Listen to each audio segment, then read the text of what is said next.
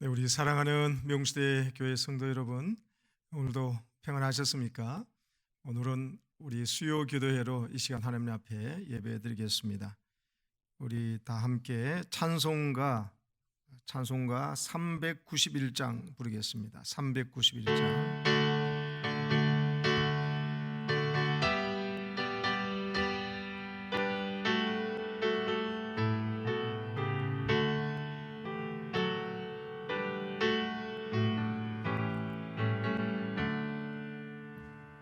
오 놀라운 곳에 주 예수 내 주 참 능력의 주시로다. 큰 바위 및 안전한 그곳으로 내 영혼을 숨기시네. 메마른 땅을 종일 걸어가도 나 피곤치 아니하며 저 위험한 곳 내가 이를 때면 큰 바위에 숨기시고 주 손으로 덮으시네. 오 놀라운 곳에 주 예수 내 주 내 모든 짐 벗기시네. 죄악에서 날 끌어 올리시며 또 나에게 힘 주시네. 메마른 땅을 종일 걸어가도 나 피곤치 아니하며 저 위험한 곳 내가 이를 때면 큰 바위에 숨기시고 주 손으로 덮으시네. 증량 못할 은혜로 채우시며 늘 성령에 감아주사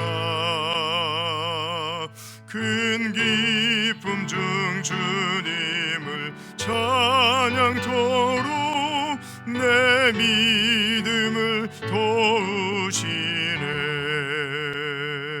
메마른 땅을 종일 걸어가도 나 피곤치 아니하며 저 위험한 곳 내가 이를 때면 큰 바위에 숨기시고 주 손으로 덮으시네. 주 예수님 공중에 임하실 때 나 일어나 맞이하리. 그 구원의 은총을 노래하리. 저 천군과 천사와 함께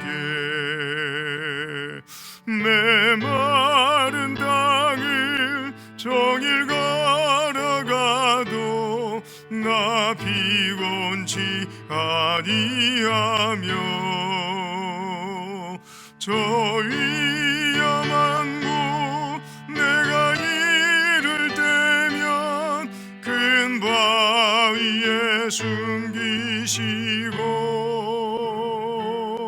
주 손으로 덮으시네. 이 시간 우리 합심 기도를 하겠습니다. 여러분, 금주 주보에 나눠드렸던 합심 기도문 이 시간 우리 스크린 보며 함께 기도하겠습니다. 기도합시다. 주님, 코로나19 사태를 겪으면서 하나님께서 역대하 7장에서 말씀하신 대로 겸손히 주님 앞에 엎드리고 우리가 잘못 생각하고 잘못 가고 있었던 길을 깨닫고 돌아서는 기회로 삼도록 인도해 주시옵소서. 우리에게 주어졌던 매일의 일상이 하나님의 은혜와 보호하심의 손길 안에서 허락되었던 큰 축복이었음을 깨달았습니다. 그동안 교회와 가정에서의 자유롭게 드리는 예배와 만남의 복을 소홀히 한 죄를 용서해 주시고 직장생활과 생업을 당연한 것으로 여기고 감사하지 못한 죄를 용서해 주소서. 마스크 없이는 하루도 살 수 없는 세상이 되고 보니 그동안 너무 많이 무책임한 말을 쉽게 내뱉고 내 자랑과 경험, 쓸데없는 말들을 너무 많이 한 우리들이었음을 깨닫고 회개합니다. 이웃에게 전파라는 생명의 복음은 전하지 않고 침묵했음을 회개합니다. 이제 복음을 전달하며 이웃의 영혼을 살리는 말을 하게 하소서. 세상 뉴스보다 복음을 전달하며 이웃을 사랑하고 축복하는 말을 하도록 도와주옵소서. 지금 이 나라 이 땅에는 입에 담기에도 부끄러운 죄와 거짓, 음란과 폭력, 욕망과 이기심, 이성과 상식이 마비된 불법을 행하고도 부끄러움을 모르는 사회를 우리가 만들었습니다. 분노 사회가 되고 정죄와 판단, 지역 감정과 세대 간의 갈등, 차별 금지라는 그럴듯한 말 속에 하나님의 창조 질서와 하나님의 말씀을 거부하고 조롱하는 목소리가 언론을 장악하여 분별력 잃은 나라, 서로 분열하고 싸우는 나라가 되었습니다. 주님, 세상의 소금과 빛으로 부름받은 우리의 책임을 다하지 못한 죄와 무능함과 분별력 없음을 회개합니다. 세상의 빛과 소금으로 살아가는 분별력과 지혜를 주옵소서. 사회로 총선을 통하여 하나님을 두려워하고 국민 앞에 정직한 일꾼들을 분별하여 세우는 국민들이 되도록 은혜를 주옵소서. 한라에서 백두까지 주님의 보혈로 덮어 주옵소서. 지금 전염병 방역과 치료를 위해 일선에서 고군분투하시는 의료진들과 공무원들의 건강을 지켜주시고 전염병에 감염된 자들에게 치유의 은혜를 주시옵고 전염병 여파로 인해 아무 손도 쓸 수 없는 형편에 처한 분들이 많습니다. 주님, 이 나라를 불쌍히 여겨 주시옵소서. 온 교우들과 함께 얼굴을 마주하며 예배할 수 있는 날을 속히 허락해 주시옵소서. 세계적인 경제기 가운데서 위험에 노출되는 가난하고 약한 자들을 돕는 우리와 교회가 되게 하옵시고 성도들도 오직 주님만 의지하며 기도하면서 하나님이 내시는 피할 길과 공급하심의 손길을 맛보게 하소서. 성전을 완공하는 기적을 주신 주님, 헌당하는 날이 하루빨리 오도록 주의 백성들에게 복의 복을 다하여 주옵소서. 흑석동에서 땅끝까지 예수 생명의 복음을 전하는 교회의 본질에 충실한 우리 교회 되게 하옵소서. 예수님의 거룩하신 이름으로 기도드립니다. 아멘. 네, 이 시간 우리 함께 오늘 주신 말씀을 보겠습니다. 열왕기상 19장 말씀입니다. 한 절씩 교독하겠습니다. 아합이 엘리야가 행한 모든 일과 그가 어떻게 모든 선지자를 칼로 죽였는지를 이세벨에게 말하니 이세벨이 사신을 엘리야에게 보내어 이르되 내가 내일 이맘때에는 반드시 네 생명을 저 사람들 중 한 사람의 생명과 같게 하리라. 그렇게 하지 아니하면 신들이 내게 벌 위에 벌을 내림이 마땅하니라 한지라. 그가 이 형편을 보고 일어나 자기의 생명을 위해 도망하여 유다에 속한 브엘세바에 이르러 자기의 사원을 그곳에 머물게 하고 자기 자신은 광야로 들어가 하룻길쯤 가서 한 로뎀 나무 아래에 앉아서 자기가 죽기를 원하여 이르되 여호와여 넉넉하오니 지금 내 생명을 거두시옵소서.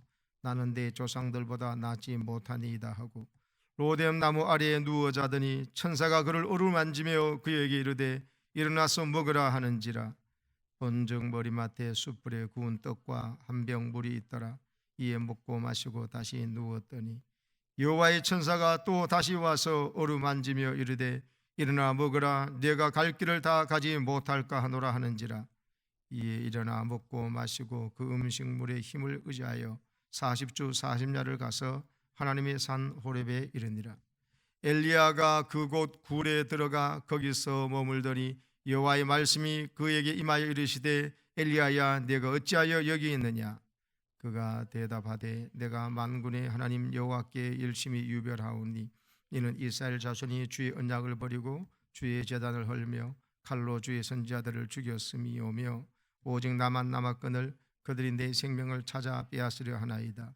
여호와께서 이르시되 너는 나가서 여호와 앞에서 산에 서라 하시더니 여호와께서 지나가시는데 여호와 앞에 크고 강한 바람이 산을 가르고 바위를 부수나 바람 가운데 여호와께서 계시지 아니하며 바람 후에 지진이 있으나 지진 가운데서도 여호와께서 계시지 아니하며 또 지진 후에 불이 있으나 불 가운데에도 여호와께서 계시지 아니하더니 불 후에 세미한 소리가 있는지라. 엘리야가 듣고 겉옷으로 얼굴을 가리고 나가 굴 어귀에 섬에 소리가 그에게 임하여 이르시되 엘리야야 네가 어찌하여 여기 있느냐. 그가 대답하되 내가 만군의 하나님 여호와께 열심히 유배하오니 이는 이스라엘 자손이 주의 언약을 버리고 주의 제단을 헐며 칼로 주의 선자들을 죽였음이오며 오직 나만 남았거늘 그들이 내 생명을 찾아 빼앗으려 하나이다. 여호와께서 그에게 이르시되 너는 내 길을 돌이켜 광야를 통하여 다메섹에 가서 이르거든 하사엘에게 기름을 부어 아람의 왕이 되게 하고 너는 또 님시의 아들 예후에게 기름을 부어 이스라엘의 왕이 되게 하고 또 아벨 무홀라 사바세의 아들 엘리사에게 기름을 부어 너를 대신하여 선지자가 되게 하라. 하사엘의 칼을 피하는 자를 예후가 죽일 것이요 예후의 칼을 피하는 자를 엘리사가 죽이리라.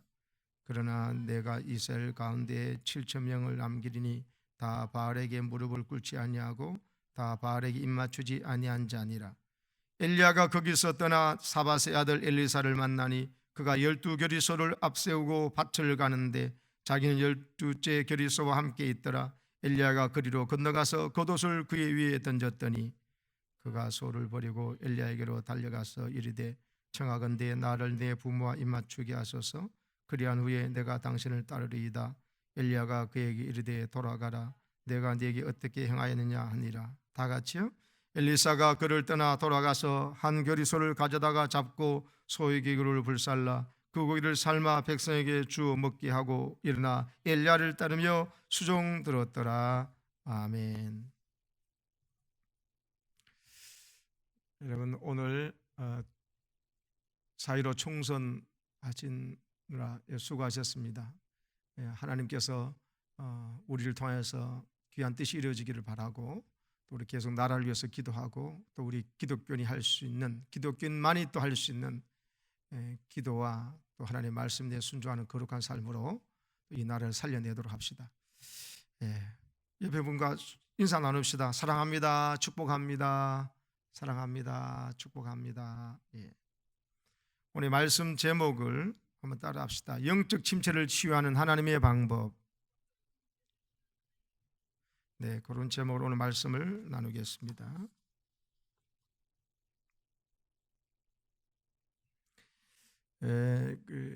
오래전에 캐나다에서 사역하시던 한 신실한 목사님이 안타까운 그 사연 들은 적이 있습니다. 정말 가장 모범적이고 또 성실한 목회자였습니다. 중용교회를 목회했던 그 목사님 항상 설교 준비 또 교회를 운영하면서 또 교인들을 상담하고 또 여러 병원 신방과 이 모든 일을 성실하게 했던 참 바빴던 목사님이셨습니다. 그런데 교인들이 끊임없이 요구를 했습니다. 그래서 천성적으로 참 조용하고 얌전한 성격인 이 목사님은 그 어떤 부탁도 싫다고 말을 못했습니다. 아무리 힘들고 어려워도 화내기는커녕 목소리 한번 크게 내지 않고 다 안으로 삭혔습니다. 집에서도 모범적인 아빠였고 남편이었습니다. 적어도 아무 이상 없이 10년이 그렇게 훅 지나갔습니다. 항상 목사님은 조용하고 화 한 번 내지 않은 목사님의 신실함을 모든 교회들도 당연하게 여겼죠. 그런 어느 날이었습니다. 이 소위 천사표 목사님 갑자기 흔적도 없이 사라져 버렸습니다. 사모님도 몰라요. 어디 가신지 남편 목사님이. 행방을 몰랐습니다. 그래서 경찰에 신고가 되었고 그 캐나다의 그 목사님 목회한 지역의 마을 전체가 목사님을 찾아 나섰지만 헛일이었습니다. 동네가 발칵 뒤집혀졌습니다. 몇 달 후에 이 목사님이 사모님에게 전화를 걸어서 행방을 알게 되었습니다. 자신은 지금 먼 시골 마을에 있는데 이름도 바꾸고 직업도 바꿨으니까 더 이상 자기를 찾지 말라고 하는 그런 전화를 사모님에게 해왔어요. 그리고 사모님에게는 이혼 서류를 꾸며서 보냈으니까 사인해가지고 법원에 제출을 하라고 하면서 목사님이 말씀하셨습니다. 나는 이제 더 이상 모범적인 목사요 남편으로 사는데 신물이 나오 온 동네 사람들의 감정적 쓰레기를 다 뒤집어쓰고 항상 웃고 참는데도 진절머리가 나오 나는 아무도 내가 목사인 줄 모르는 이 마을에서 새롭게 내 인생을 다시 시작하고 싶소. 그렇게 말씀했어요. 사모님과 교인들 온 마을 사람들이 받았을 충격을 한번 상상해 보십시오. 실제로 있었던 이 사건은요, 영적인 지도자가 영적인 지도자 아니더라도 누군가도 영적 침체에서 제대로 헤어나오지 못하면 이런 상황이 벌어질 수 있다는 것을 단적으로 보여주는 사건입니다. 여러분, 오늘 현대를 살아가는 사람들에게 얼마나 많은 근심, 걱정거리가 많습니까? 그러면서 여러분, 오늘 현대의 가장 무서운 것 중에 하나가 우울증입니다. 우울증은 대개 슬픔과 무관심, 절망감이 동반하면서 잠이 잘 오지 않은 불면증에 걸리고 식욕 저하도 같이 나타나는데요. 그래서 우울증에 걸린 사람들은 집중력이 떨어집니다. 집중을 잘 못해요. 그래서 심하면은 잠적해 버리다든지 아니면 더 크게는 자살로까지 이어질 수 있습니다. 누구나 잠깐씩 우울증에 빠지는 때가 있는데 어떤 사람은 항상 우울증에 사로잡혀 있는데 이거를 침체 현상이라고 하는 것입니다. 신앙이 있는 사람이 그런 우울증에 빠질 때 이게 영적인 침체가 온 것입니다. 여러분, 경건한 영적인 지도자도 평소에 그렇게 조용하고 그런 사람도 누구든지 영적 침체 현상에 빠질 수 있습니다. 방금 말씀드렸던 캐나다의 목사님처럼요, 영적 침체 현상을 그저 꾹꾹 눌러 참고만 있으면 어느 순간에는 반드시 폭발을 하게 되어 있습니다. 그래서 여러분, 오늘 본문의 엘리야도 영적 침체와 를 경험하면서 그 영적 침체 가운데 그를 하나님께서 어떻게 다루셔서 그를 회복시켜 주는지가 오늘 나오고 있습니다. 그래서 오늘 우리가 영적 침체 가운데 있다가 결국 자신도 가족도 또 교회도 어렵게 만드는 이런 데 빠지지 마시고 하나님께서 주시는 이 영적 침체에 극복하는 방법들을 여러분 잘 적용하셔서 여러분 회복되시고 더 건강해지시고 하나님 역사를 이어나가시기를 바랍니다. 제일 먼저 엘리야의 영적 침체의 원인을 한번 살펴보면요, 바로 18장에 있었던 사건 이후에 오늘 열왕기상 19장이 나타납니다. 그러니까 18장에서는 850대 1로 엘리야가 싸웠지 않습니까? 여러분, 목숨을 건 전투였어요. 거기서 하늘에서 불이 내리는 그것을 보여주지 못하면 엘리야는 그들 앞에서 찢겨져 죽을 것입니다. 여러분, 그 정말 모든 힘과 정신을 집중하는 그 사역에 엘리야는 모든 것을 쏟았습니다. 그리고 거기까지 여러분 아합의 정권 앞에서 이세벨과 함께 타락하는 이 나라를 보면서 얼마나 가슴이 아팠을까요? 그러면서 흉년, 비가 오지 않은 가뭄에 3년 6개월 동안 지냈습니다. 사르밧 과부를 통해서 하는 공급하신 경험했지만은 이 마지막에 이제 비가 온다는 말을 했을 때 또 엘리야가 자기를 죽이려고 하는 그런 상황 속에서도 여러분 이 엘리야 선지자는 여러분 엄청난 아마 또 심적인 어려움이 있었을 것입니다. 아합 왕보다 더 사악한 악랄한 이세벨은 여러분 더 했지요. 여러분 엘리야 전투에서 갈멜살 전투에서 엘리야가 승리하고 난 다음에 또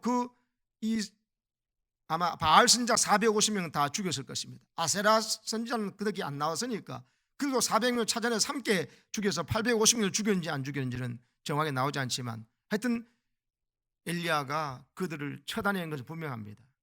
그러고 난 다음에 이제 비가 온다고 하나님께서 말씀해 줬기 때문에 산꼭대기에 갈멜산 올라가서 또 무릎 사이에 얼굴을 파묻고 간절히 기도했지 않습니까? 이게 바로 그 하루 안에 일어난 일들입니다. 갈멜산 전투와 그 다음에 비 오는 이야기가 여러분 얼마나 애쓰고 노력했겠습니까? 그런 가운데서 여러분 하나님 은혜로 비가 내렸습니다.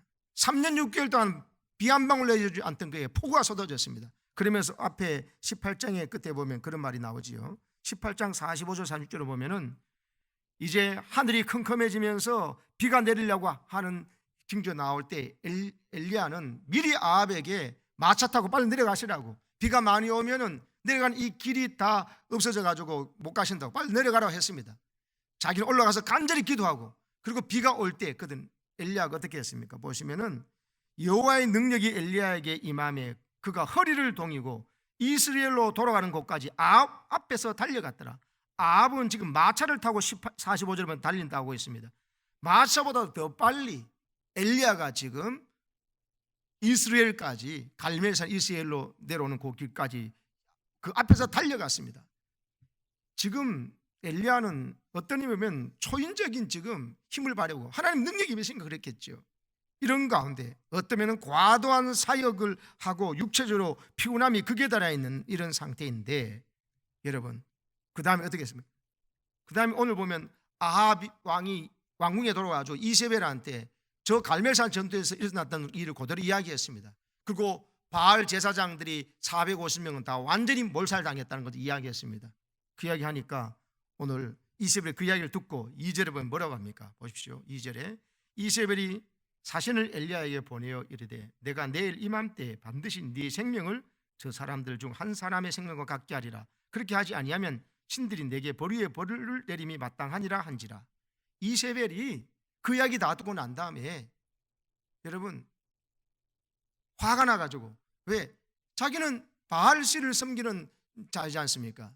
근데 바알 제사장들 다 죽여버리고 백성들의 민심이 이제 엘리야 쪽으로 다 돌아가 버렸으니까 악한 마귀의 종로를 하고 있는 이세벨이 여러분 화를 내고, 그리고 그 화를 내는 것을 넘어서서 내가 엘리야를 죽여버리겠다고 하는 이 말을 한 것입니다. 이 말을 이세벨이 사신을 엘리야에게 보냈다고 되어 있죠. 네. 그러니까 여러분 엘리야가 지금 엄청난 충격을 받은 것입니다. 여러분 보십시오. 엘리야가 여러분 지금 850대 1로 싸워서 승리했습니다. 이스라엘 백성이 다 봤습니다. 그 거짓 선지자도 처절을 했습니다. 그리고 엄청난 위대한 승리가 와서 이제 엘리야는 생각했을 것입니다. 아, 이제 백성들도 다 이제 하나님이 하늘에서 불림한 걸 다 보고 거짓 선지자들 다 죽였으니 이제는 아합 왕과 이세벨도 어쩔 수 없이 하나님을 섬겨야 될 것이다 생각하고 자기가 생각하는 쪽으로 상당한 무언가 기대했을 것입니다. 그런데 돌아오는 것은 정반대였습니다. 이세벨이 더 서슬퍼런 아직 권력을 갖고 있으니 자기를 죽여버리겠다고 하는 이 말 속에서 하나님 이게 뭡니까? 이게 도대체 무슨 상황입니까? 하고 했던 거죠. 이제 이 나라가 완전히 우상이 끝내고 왕도 왕비도 모두가 다 회개하고 돌아올 줄 알았는데 악한 마귀가 발악을 하는 듯이 이세벨이 자기를 죽이겠다고 덤벼드는 그 말에 사신을 보내가지고 자기에게 그 말을 하니까 여러분 엘리야가 엄청난 충격을 받게 되는 것입니다. 그것이 엘리야에게 영적인 침체로 나타난 것입니다. 하여튼 너무나 많은 사역과 또 과도한 사역과 있는 중에서 스트레스 받을 때 침체가 올 수 있다는 걸 보여주고, 또 하나는 그 과도한 사역과 또 패배가 아닌 승리가 했다 할지라도 그 다음 이어지는 일에 대해서 자기가 원하는 대로 되어지지 아니할 때 여러분 사람은 엄청난 침체를 겪는다고 합니다. 그래서 올림픽에서 금메달 탄 사람이, 여러분 또 세계 테니스 대회에서 우승한 사람이, 한번 골프 대회에서 우승한 사람이 그 다음에 급격한 슬럼프를 겪는 이유가 바로 그런, 다음 경기에도 꼭 1등하고 금메달 따고 잘해야 될 텐데, 지난번보다 더 잘해야 될 텐데 못하면 어떡하나 이런 마음이 있는데, 아니 엘리야 그 위대한 승리를 하고 난 다음에 정말 그랬던 겁니다. 이세벨이 자기를 죽여버리겠다고 하니까, 맹세하면서 하니까 엘리야에게, 여러분, 자기에게 일어난 일들이 너무나 자기 뜻대와 정반대로 되어나는 분위기를 보면서 너무 실망이 되는 거예요. 하나님에 대해서도 좀 실망이 되는 거예요. 하나님 이게 뭡니까? 하는 겁니다. 목숨 걸고 내가 싸워서 승리를 해가지고 거짓말 쳐다내는데 이게 지금 이세벨이 날 죽이려고 합니다. 이런 상황을 하나님께서 허락하십니까? 뭐 이런 것이죠. 지금 하나님 조금만 더 도와주시면 이 나라가 이렇게 바르게 되고 설 텐데 하나님 왜 안 도와주시고 저 이세벨 여자가 저렇게 펄펄 날뛰는 걸 가만두고 보십니까? 하나님 뭐 하는 겁니까? 뭐 이런 느낌이 있는 거예요. 그러다 보니 여러분, 영적 침체가 오는데 이세벨의 말을 엘리야가 과하게 해석합니다. 여러분, 엘리야가 이세벨의 말을 너무 확대 해석합니다. 왜냐하면 이세벨은 머리가 돌아가는 여자입니다. 이스라엘 백성들이 다 마음이 이제 엘리야를 무시 못하는 쪽으로 갔어요. 850명의 거짓 선자들은 다 거짓이라는 게 증명되었어요. 백성들이 그쪽으로 엘리야 쪽으로 갔기 때문에 엘리야를 이세벨이 함부로 못 죽입니다. 그러다가는 백성들의 폭동이 일어날 겁니다. 그래서 이세벨은 고도의 심리 전술을 쓴 겁니다. 진짜 엘리야를 죽이려 하면 쥐도새도 모르게 사람을 뒤로 보내가지고 죽여야죠. 사람 보내가지고 엘리야 보고 사신을 보낸다 그랬잖아요. 그의 사자를 보내서 엘리야를 죽이려고 한다, 반드시 죽인다고 말하고 얘기했습니다. 그 사신을 보낼 게 아니라 자객을 보내야 맞지요. 이세벨은 고도의 심리 전술을 쓴 겁니다. 거기에 엘리야는 넘어가 버린 것입니다. 겁을 먹고 도망가 버린 것입니다. 많은 경우에 경건한 사람들이 똑같은 실수를 저지릅니다. 현실이 힘드니까, 현실이 내가 기대했던 것하고 전혀 다르니까 하늘에서 불을 내리신 하나님이라면은 지금 이세벨도 그리고 이 아방도 어떻게 꼼짝 못하게 할 줄 알았는데 더 서슬퍼렇게 막 대들고 나오니까 기겁을 하고 또 자기를 죽이겠다니까 여러분, 엘리야가 지금 영적인 침체를 겪으면서 도망자가 되어버린 것입니다. 또 영적 침체를 겪게 된 이유를 보면요, 엘리야가 하는 말 속에 답이 있습니다. 엘리야가 뭐라고 하냐면 도망을 가갔는데 어디로 갔느냐? 여러분, 브엘세바까지 내려갔습니다. 3절에 보면 브엘세바, 그리고 4절에는 다시 광야로, 브엘세바의 사안을 종을 거기 두고 자기는 광야로 더 하루길쯤 들어가서 로뎀나무 아래에 앉습니다. 로뎀나무가 뭐 거미 저는 이런 나무가 아닙니다. 그냥 여러분 아무것도 아닌 그런 이런 가시 같은 나무들입니다. 거기서 앉아서 자기가 죽기를 원하 이르되 했습니다. 여호와여 넉넉하오니 지금 내 생명을 거두시옵소서. 죽여달라는 거예요. 여러분, 이게 죽여달라는 말이 엘리야가 진심일까요? 아닐까요? 여러분, 진심이면 이세벨이 죽이려 할 때 그것을 죽지 뭐 마대 도망을 와요? 도망 온다는 건 살고 싶은 거죠. 본능적으로 살고 싶어서 도망 와 있고, 근데 하나님 앞에 날 죽여달라는 이야기는 무슨 말입니까? 아니, 하나님 실망했다는 거죠. 하나님 나를 왜 이렇게 비참하게 만드시냐는 거죠. 불이 내려가지고 승리해 주시면 그 나쁜 여자 이세벨 어떻게 좀 해주시지, 그 앞에 좀 어떻게 하시지, 그래 하나님께서 확 잡으시지, 이건 뭐 하는 겁니까? 나를 이래 도망오게 해셔야 되겠습니까? 하면서 하나님께서 삐친 거예요. 하나님에 대해서 이제는 완전히 마음을 닫고는 나 이제 선지자 노릇 그만하랍니다. 죽여주십시오. 데려가십시오. 나 죽여주십시오. 이런 이야기를 하는 겁니다. 영적 침체에 빠졌습니다. 그 원인이 바로 그 다음 말이에요. 나는 내 조상들보다 낫지 못하니이다. 여러분, 엘리야가 영적으로 침체되니까 나는 이 선지자 노릇 이제 그만하겠습니다. 목사 노릇 그만하겠습니다고 목사 직업도 바꿔버리고 이름도 바꿔버리고 더 나가버렸던 캐나다 목사님처럼요. 지금 나 선지자 노릇 더러워서 못해 먹겠습니다. 기분이 안 나서 못하게 했습니다.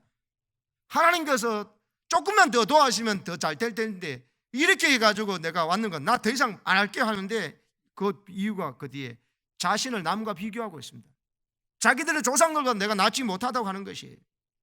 여러분, 사단은 항상 우리에게 남하고 비교해가지고 여러분 나를 낙담시킵니다.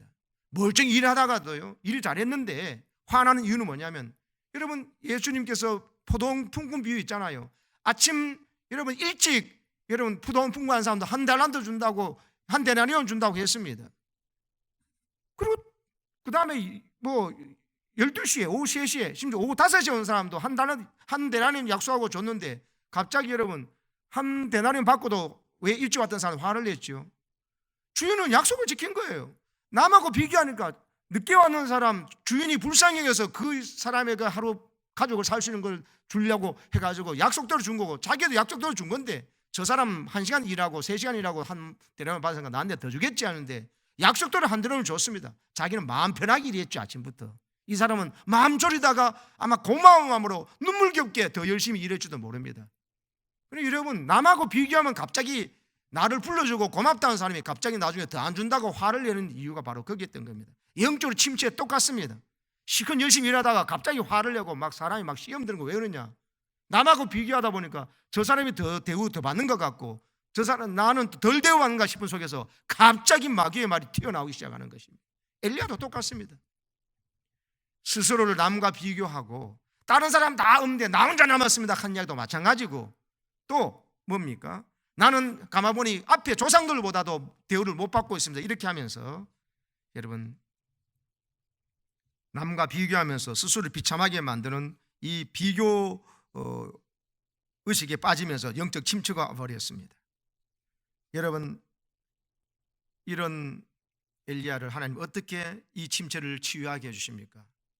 탈진한 엘리야가 나무 밑에서 잠드니까, 로데온나무 잠드니까 천사를 보내셔가지고 뭐 하셨습니까? 일어나서 먹으라고 마시라고 하십니다. 엘리야는 여러분 그거 먹고 마시고는요, 여러분 또다시 누웠습니다. 지금 속이 많이 상해 있는 것입니다. 하나님한테 삐쳐 있는 것입니다. 그런데 하나님은 또 천사를 보내서 또 어루만져 주면서 일어나서 먹으라고 하고 하십니다. 하나님이 이 영적 침체를 겪고 있는 엘리야를 다루신 첫 번째 방법은 잠을 잘 재우시고 잘 먹이시고 쉬게 하시는 것이었다는 겁니다. 많은 믿음의 사람들이 모든 문제를 너무 영적으로만 접근하는 문제가 있어요. 여러분, 영도요, 육신이 피곤하면 영도 흐려져요. 근데 육신이 막 너무 아프고 육신이 너무 피곤하면 영적으로도 분별력 잃어버리고 기도도 잘 안 되고 말씀도 안 보고 졸립지요. 이 육신을 잠을 못 자고 피곤하면 그런 것입니다. 너무 영적으로 그러지 마세요.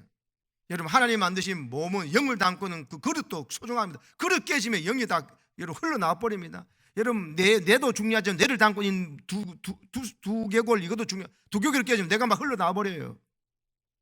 나무 속도 중에 나무 껍데기도 중요해요. 나무 껍데기 다 벗겨보세요. 나무 안에 속 금방 쬐서 나무가 죽어버립니다. 육체의 컨디션이 많은 영향을 영적으로 받습니다. 잘 자지 못하고 먹지 못하고 쉬지 못하면 사람들은 예민해지고 막 짜증이 나고 신경질적이 됩니다. 몸이 많이 아파도 사람이 예민해지고 합니다. 우울증에 빠진 사람들 가운데 자신의 육체를 제대로 관리 안 한 사람들이 되게 많다는 통계를 아십니까? 밥도 제대로 안 먹고요, 잠도 제대로 안 자고, 또 그래서 잘 씻지도 않고 자기를 단장에 다듬지도 않아요. 그리고 운동도 잘 안 해요. 그러니까 도대체 건강하게 땀을 통해서 노폐물도 배출되고 하지 않으니까 몸이 계속 찌들고 병드니까 위축되니까 영적으로도 침체가 오는 거예요. 육신의 침체가 영적으로 침체로 이어진다는 거예요. 모든 병원의 의료사고의 주 원인의 조사를 보니 의사들이, 특히 수련회들이 비정상적으로 근무량이 너무 많기 때문에 그때 의료사고가 발생한다고 합니다. 1986년에 있었던 우주 왕복선 챌린저 폭발했을 때도 나사 관계자들이 내렸던 무리한 발사 강행 결정, 왜 그랬느냐? 잠시 쉬지 못하고 초긴장 상태에서 20시간을 계속 일하다가 그냥 무리하게 발사 결정을 해가지고 그 사고가 났다는 것입니다. 사랑하는 여러분, 세계 정상급 테니스 선수들도요, 왜 저 사람들이 저렇게 성적이 좋고 다른 선수들과 다른가? 그 많은 선수층이 두껍잖아요. 수천 시간 넘는 프로 선수들의 게임을 분석하는 존 로우라고 하는 스포츠 전문가가 있어요. 경기가 진행될 때 결정적인 차이점을 어디서 찾아보려고 했는데 못 찾겠더라는 거예요. 근데 가만히 보니까요, 경기 사이사이에 포인트와 포인트 사이, 한 세트와 그 다음 세트 사이에 잠깐 최고의 선수들은 틈틈이 휴식을 취하는 그 방법이 탁월하다는 거예요.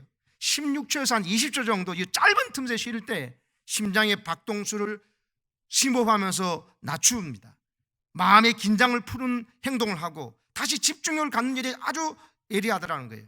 그래서 2-3시간 동안 진행되는 테니스 경기에서 요 짧은 시간 동안에 그 피로를 회복하는 습관이 엄청난 차이를 만들어서 결정적으로 그 경기를 이기고 지고 우승하고 못하고 1류 선수와 3류 선수가 그렇게 차이 나더라는 것입니다.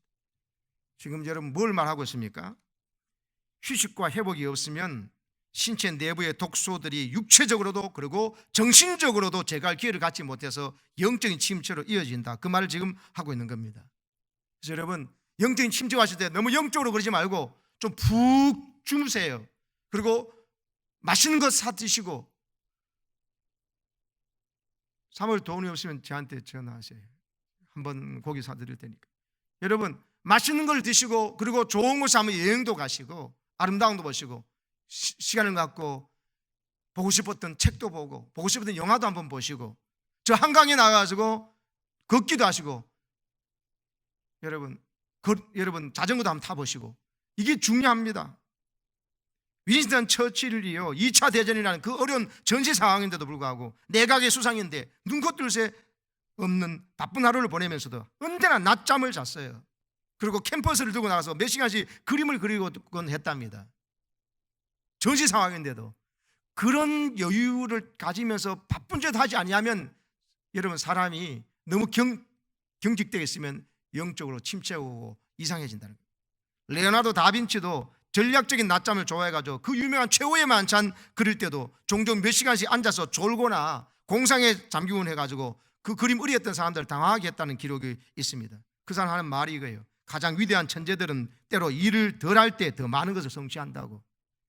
그래서 쉬는 게 단순히 쉬는 게 아니라 새로운 창조를 위한 좋은 재충전의 시간과 여러분 더 높이 뛰기 위해서 잠시 움츠는 시간이 될 수 있다는 것입니다. 그래서 하나님도 여러분 사람 만들어 놓으시고 난 다음에 7일째는 제일 먼저 쉬셨어요. 안식일을 가지신 것이죠. 영적인 침체 현상이 계속 나타날 때 첫 번째 점검할 것은 육체적인 컨디션을, 그래서 밤에 충분히 자고 있는가, 식사, 운동과 산책과 적당한 취미 생활을 통해서 여러분 균형 있게 살아가고 있는가를 돌아보시기를 바랍니다. 그리고 두 번째는 내 마음을 하나님께 쏟아놔야 됩니다. 오늘 엘리야가 한 말을 하나님이 다 듣고 계세요. 그 무리한 말을 하다도 그냥 듣고 계십니다. 엘리야가 화난 걸 하나님께 지금 다 쏟아내놓도 김이 빠지도록 다 기다리고 계시는 거예요. 하나님은 쌓이고 쌓인 그의 감정을 어떤 판단이나 야단하지 않고 가만히 존중해 주셨습니다. 여러분 침체되고 힘들 때 여러분도 하나님 앞에 자신 안에 있는 분노와 답답한 마음을 송두리째 하나님께 쏟아내시기를 바랍니다. 세 번째, 하나님을 새롭게 체험하는 일인데요, 오늘 보면은 하나님께서 그가 지금 하나님의 산 호렙의 산에 와 있는데 40주 40일 반나절을 해가지고 그 자기가 가 있습니다. 그런데 거기가 하나님께서 가라 해서 간 게 아닌 것은요, 9절 말씀을 보면 알 수 있습니다. 9절과 13절에 하나님께서 공통하는 말씀이 있는데 엘리야야 네가 어찌하여 여기 있느냐 말합니다. 하나님께서 가라는 곳에 와 있으면 엘리야가 네가 여기 와 있구나 하지, 엘리야 네가 왜 여기 있느냐 이 말 하시겠어요? 그러고 13절을 보죠. 13절도 엘리야야 네가 어찌하여 여기 있냐 하십니다. 엘리야가 지 마음대로 간 거예요. 근데 하나님은 다 그냥 참아주시고 그가 있는 곳에 일부러 갈 수 있도록 음식을 먹이시고 물을 주시고 회복시켜 주십니다. 그리고는 엘리야가 여기 어딨냐 하면서 하는데 그 속에서 하나님은 호렙산에서 엘리야가 있는 거기에서 자기 만들고 와서 그 동굴에 있는 그에게 하나님께서 뭐라고 하십니까? 네가 왜 여기 있냐 그러니까 엘리야는 10절에 보면은 만군의 하나님 여호와께 내가 열심히 유별하고 특별합니다. 다른 사람한테 열심히 하나님을 섬겨가지고 했는데 모든 이스라엘 자손은 하나님을 버리고 갔고 또 거짓 선지자들 다 처리했습니다. 오직 나만 남았습니다. 그건 나를 지금 죽이려고 합니다. 이세벨이 죽이려고 하고 하는데 내가 이런 처지를 대우받아도 되겠습니까? 하나님 나를 이렇게 열심히 했는데 내인데 이렇게 대우하실 수 있습니까? 하는 이런 불만을 얘기한 거예요. 그때 하나님께서요 11절부터 보면 나오는 게 내용이 뭡니까? 너는 나가서 이 동굴에 있지 말고 동굴에서 나가라. 이 어두운 동굴에서 이 영적 침체 우울증에서 나가라는 거예요. 밝은 곳으로 나가라 하고는 하나님께서 자기 자신을 드러내 주시는데 놀랍습니다. 크고 강한 바람이 제일 먼저 나타납니다. 강렬한 크고 강한 바람이 나타날 때 엘리야는 분명히 이제 하나님께서 나에게 뭔가를 말씀해 주신 거라고 딱 이렇게 기대하는데 하나님이 거기에 계시지 아니했더라고 말합니다. 여호와께서 계시지 아니하며, 두 번째, 강한 바람 위에 지진이 나는데도 거기에도 여호와께서 계시지 아니하셨다고 11절에 그러죠. 여러분, 엘리야가 생각해서 크고 강한 바람 가운데 나타나시는 강렬한 하나님이에요. 아니면 땅을 갈라버리시듯이 이렇게 임하시는 하나님을 기대해요. 거기도 하나님 없었어요. 12절에 보면은 또 지진 위에 강력한 불이 나타났어요. 갈멜산에 임했던 그 불과 같이 하나님께서 불 가운데 임재하셔서 뭔가 드러내신 것 싶은데 그 불 가운데도 여호와께서 계시지 아니하셨다고. 이상한데? 하나님이 이렇게 강력한 바람과 지진과 불 가운데 나타나신 하나님이시라고 생각하는데 이게 뭔가 싶습니다. 전혀 다르게 엘리야의 입장에서는 전혀 뜻밖의 세미한 음성을 소리가 나는 가운데서 하나님께서 계셔서 말씀하시는 거예요. 엘리야는요 지금 이전에는 경험하지 못했던 하나님을 지금 만난 것입니다. 전혀 예상하지 못했던, 알지 못했던 새로운 방법으로 하나님을 만난 것입니다. 이거는 하나님께서 엘리야에게 나타나시고 일하시는 방법이 네가 생각했던 불과 같이 임하는 거, 지진같이 갈라놓은 거, 사람들 앞에 꼼짝 못하도록 보여주고 크고 강렬한 바람으로만 일한 것이 아니라는 걸 보여주는 거예요. 엘리야는 지금까지요 자기가 원하는 데 하나님 왜 안 얹어주니까 때문에 시험 든 거예요. 사실은 영적으로, 육체적으로는 과다한 사역과 또 여러 가지 이렇게 있지만은 하나님 앞에서요 자기가 열심히 하나님보다 앞서 나가 버렸어요. 그래서 하나님께 삐친 거예요. 하나님 왜 내가 예상하고 내가 바라는 대로 왜 안 해주십니까? 그래서 여러분 새로운 방법으로 하나님께서 그에게 응답하신 것입니다. 그게 세미한 소리, 불 위의 세미한 소리, 그것은 정말 귀 기울여 듣지 않으면 안 들리는 소리라는 뜻이에요. 히브리 원어 뜻이. 거기 가운데 하나님의 음성이 있더라는 거예요. 하나님 뜻이 있더라는 것입니다. 그 속에서 여러분 엘리야가 또 말하지요. 14절에 보면 내가 열심히 특별하고 나만 남았는데 하나님 내가 사람을 내 생명을 취하려는 것이 이런 게 맞습니까? 합니다. 하나님께서요 거기에 다른 말 없이 15절부터 하는 말씀이 뭡니까? 갑자기 그에게 새로운 사명을 맡겨버리십니다. 그게 뭐냐면 자기 처음에는 아람 왕이 되게 할 하사엘을 기름 부어서 아람 왕이다 이방의 왕을 네가 가서 세우라는 거예요. 하사엘에게 기름 부어가지고. 여러분 이방 나라의 왕이 되는 것도 하나님께서 지금 여전히 관여하고 다스리고 계시는 것을 보여주는 거예요. 새로운 사명을 주어서 그에게 다른 뭐 일이 안 하고 일거리를 맡기십니다. 다른 일거리를 맡기신 거예요. 이방 나라도 내 손 안에 있다. 네가 가서 하사엘을 아람 왕으로 세워라 하시고, 그 다음에 16절은 에후에게 기름 부어 이스라엘의 왕이 되게 하는 것도 에후를 세워가지고 이스라엘의 왕이 되게, 내가 이 이스라엘의 왕 되는 것도 내가 지금 관여하고 있다.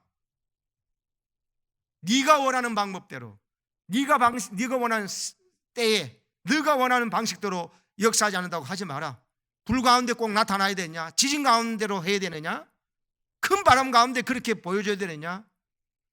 조금 전에 17장, 18장에 불로 임한 거 그거 계속 니한테 불로 임하는 거지 않냐? 아니다. 전혀 다른 방법으로 세미한 음성을, 주의 음성을 귀 기울여 들어야만 들을 수 있는 그 세미한 음성 가운데서도 하나님은 임재하시고 얼마든지 역사할 수 있다 보여주시는 거예요. 그래서 왜 합니까? 엘리사라는 후계자를 세우셨는데 엘리사가 지금 12마리 소를 가지고 농사 짓고 있는 그 현장에 가 있는 엘리사를 엘리야 후계자로 세우는 겁니다. 이게 뭡니까?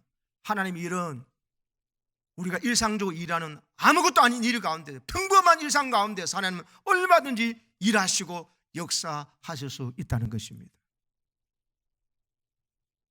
그래서 여러분 하나님께서요 엘리야에게 말합니다. 나만 남았습니다 하고 막 이렇게 하고 자기뿐이다 그러는데, 엘리야야 아직 바알에 무릎 꿇지 않은 경건한 하나님의 사람 7,000명을 내가 준비해 놓은 거 네 아냐? 이 말합니다. 보십시오. 거기 18절에 내가 이스라엘 가운데 7,000명을 남기리니 다 바알에게 무릎 꿇지 아니하고 다 바알에게 입만 치 아니한 자니라. 무슨 말입니까?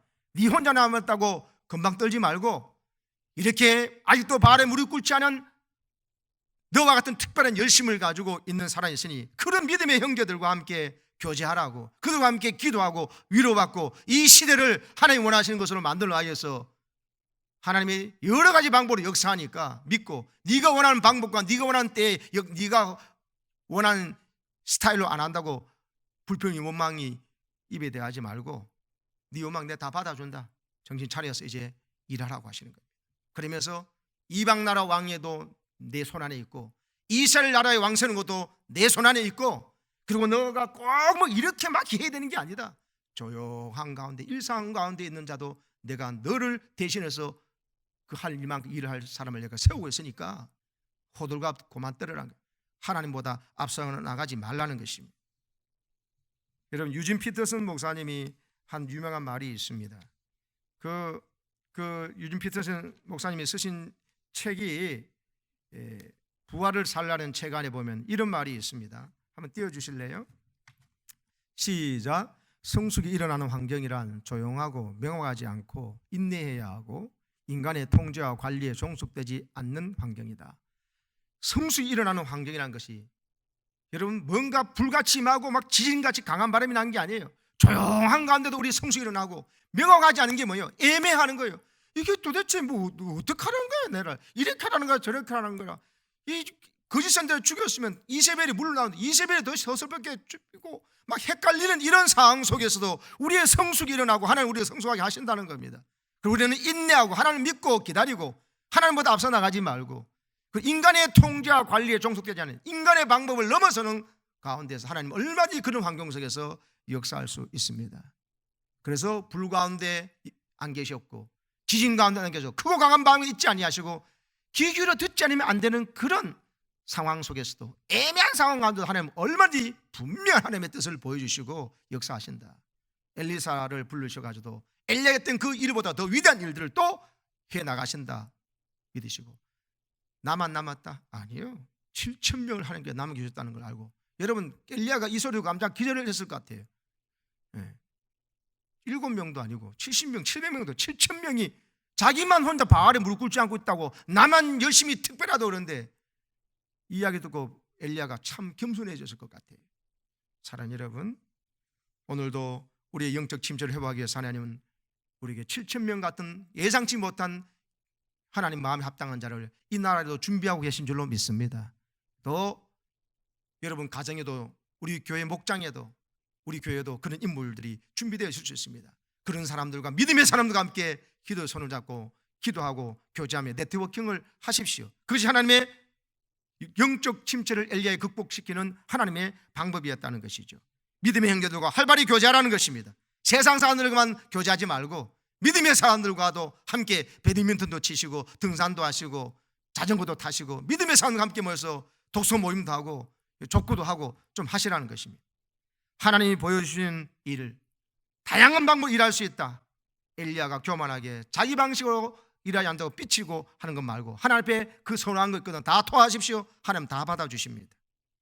그리고 우리가 세미한 음성을 듣고자 하는 마음 가지고 일하셔서 하나님의 음성 꼭 듣고요, 하나님 앞에 답답한 마음 하나님이 다 쏟아 넣으시고, 그리고 기본적인 육체적인 필요를 채운 일에 신경 쓰셔서 좀 잘 먹고 잠 충분히 주시고, 그래서 이 다육이도 좀 키우시면서 정서적으로도 좀 안정을 기하시고 물 주면서 이 생명이 이 조그마한 가운데서도 예쁘게 피잖아요. 와, 나를 이렇게 조그만 데 가다 놓으셨나요? 난 하필 이 집입니까? 재벌 집에 안 가고? 아니잖아요. 내가 명수대교회 성도 부활절에 이거 붙여줘서 이 생명이 우리 집에 와서 얘가 행복해하고 있어요. 이 강단에서 이야기하면 자기도 좋아하고 있어요. 그런 마음으로 우리도 좀 살아갔으면 좋을 것 같아요. 그래서 여러분 계란 하나 안 먹고 끝내지 말고 부활절을 여러분 이 생명에 주신 주님이 나와 늘 함께 간다는 생각하시면서 또 하여튼 우리 영적 침체를 극복하고 우리 승리하시기를 축복합니다. 할렐루야. 아멘. 기도합시다. 하나님 아버지, 영적 침체를 엘리야에게 임하셨던 하나님의 방법으로 우리를 다루시는 것을 알고 우리가 승리하여 하나님 주신 위로와 기쁨으로 회복하여 하나님 일을 이제 이방인 가운데서 여전히 선택받은 왕을 세운 것도 하나님 여전히 간섭하시고 또 내 후계자도 하나님 다 준비하고 계시고 또 나와 같은 자 7,000명도 준비해 놓으셨다는 어마어마한 놀라운 사실을 깨닫게 해 주셨사오니 이 진리를 깨닫고 우리가 적용하여 하나님 마음껏 믿음의 좋은 삶과 교제하고 함께 기도하고 이 교회와 나라와 민족을 책임지는 우리들이 되도록 도와주옵소서. 오늘 이 시대에 회복된 엘리야로 살게 해주시기를 예수님의 이름으로 기도합니다. 아멘. 여러분 우리 돌아온 주일도 우리 1부 2부 예배 드리겠습니다. 안전하니까 여러분 각자 건강히 허락하신 분들 나오셔서 함께 기도해 주시고요.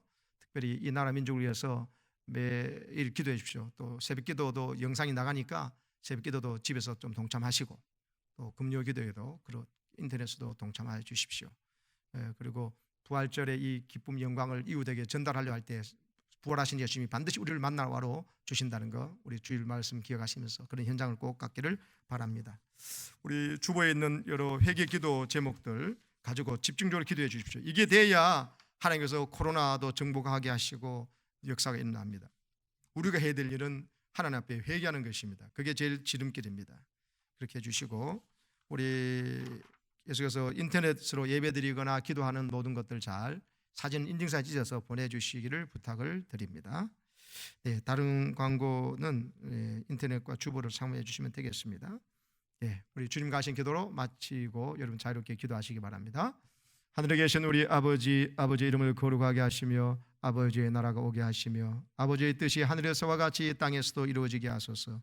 오늘 우리에게 일용할 양식을 주시고 우리가 우리에게 잘못한 사람을 용서하여 준 것 같이 우리 죄를 용서하여 주시고 우리를 시험에 빠지지 않게 하시고 악에서 구하소서. 나라와 권능과 영광이 영원히 아버지의 것입니다. 아멘.